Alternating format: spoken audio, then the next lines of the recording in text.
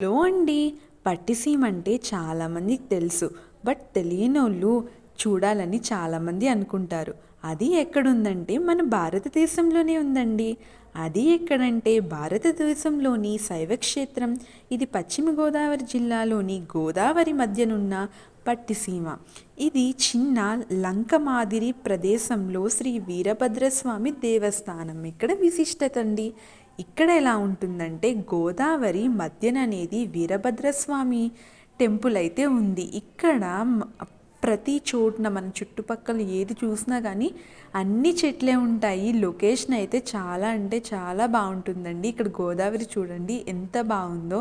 వీరభద్రస్వామి ఎలా ప్రతిష్ఠించారంటేనండి, పూర్వం దక్ష ప్రజాపతి తాను చేస్తున్న యజ్ఞానికి తన అల్లుడైన శివుణ్ణి ఆహ్వానించకుండా అక్కడనేది అవమానపరిచాడు. ఆ విషయంలో తండ్రిని నిలదీసింది సతీదేవి. తిరిగి శివుడి దగ్గరికి వెళ్ళలేక అగ్నికి తన శరీరాన్ని ఆహుతి చేసింది. దాంతో కోపపడిన శివుడు రుద్రుడై వీరభద్రుణ్ణి సృష్టించి దక్షుడి తల నరకమని ఆజ్ఞాపిస్తాడు. శివుడి ఆదేశం మేరకు దక్షుడి యజ్ఞవాటికపై వీరభద్రుడు విరుచుకుపడతాడు. తన ఆయుధమైన పట్టసంతో దక్షుడి తల నరికి దానిని గోదావరిలో కడిగాడు.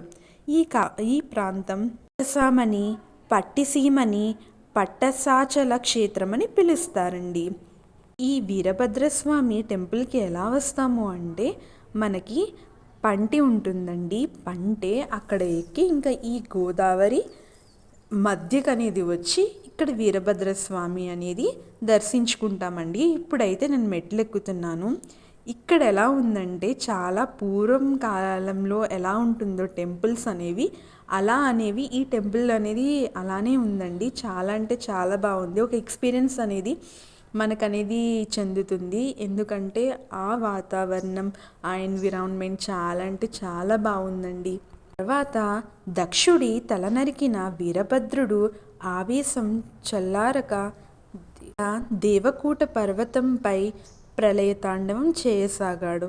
ఆ సమయం త్రిశూలం నేలకి గుచ్చుకోవడంతో ఆ గుండం నుంచి భద్రకాళి ఆవిర్భించిందంటండి.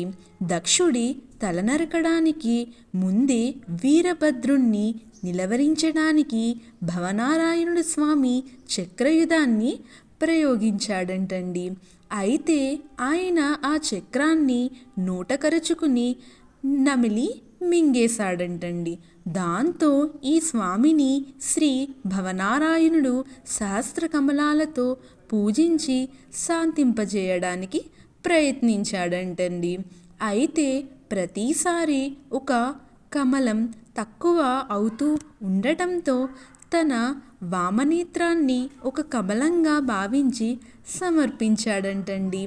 ఈ సందర్భంలోని భవనారాయణుణ్ణి వీరభద్రుడు తిరిగి చక్రయుధాన్ని ఇచ్చినట్టు స్థల పురాణంలో చెబుతారంటండి. దర్శనం అయిపోయిందండి. దర్శనం అయిపోయాక ఇంకా బయటకు వచ్చేసి ఇక్కడ గోదావరి దగ్గర పంట గురించి అనేది వెయిట్ చేస్తున్నామండి. ఇక్కడ చూడండి, ఇంకా వెయిట్ చేసేలోపు ఇక్కడ గోదావరి, అక్కడ సూర్యుడు ఎంత బాగుందో చూడండి. చాలా అంటే చాలా బాగుంది. అదిగోండి పంట అయితే వచ్చేసింది. మేమైతే ఇంకా పంట గురించి చూసాము, ఇంకొచ్చేసింది. సో అదనేది ఎక్కేస్తున్నాము. ఇక్కడ చాలా అంటే చాలా బాగుంది. ఒక ఎక్స్పీరియన్స్ అండి. ప్రతి ఒక్కరు ఎక్కడెక్కడి నుంచో వచ్చి ఇక్కడ అనేది ఈ వీరభద్రస్వామిని అయితే దర్శించుకుంటారండి. మీరు కూడా ఒకసారి వచ్చి చూడండి. చాలా అంటే చాలా బాగుంది. Please subscribe my channel. ఈ వీడియో నచ్చితే